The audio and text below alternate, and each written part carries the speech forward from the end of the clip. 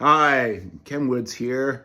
Of all the rock and roll guitar players you know, I probably know the symphony orchestra from the inside out as well as any of them because my day job is as a classical conductor. And so I've got a little insight to share with all my rock and roll colleagues. Ladies and gentlemen, a symphony orchestra is not a prop. A symphony orchestra is not a prop. I just watched a video of one of my favorite artists, someone I really just admire to the skies, unveiling a new project for him, his band, and orchestra. And the orchestra is just a silent movie behind there. The only real contribution is the choreography of the conductor. You can't hear the individual instruments. You can't hear the timbres of the strings versus the woodwinds. The low brass are completely obliterated by the band. I mean, really, what's the point? What is the point? If you're going to have 100 musicians on stage with your band, don't you want them to contribute? Don't you want them to be heard? Are they just there to make you look rich? Are they there just to make you look like you've made it, or like you're legit, or you're really serious? But you're not serious if they're a freaking prop. It's a group of musicians.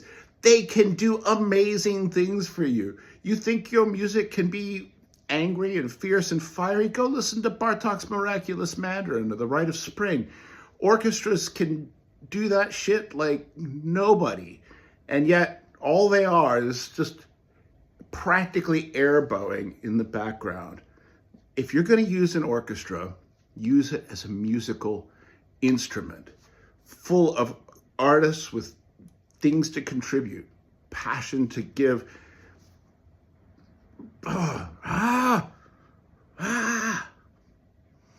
We can do better.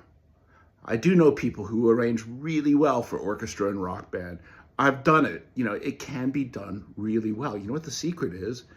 Is that you have to allow space in the mix and the arrangements for the orchestra to shine.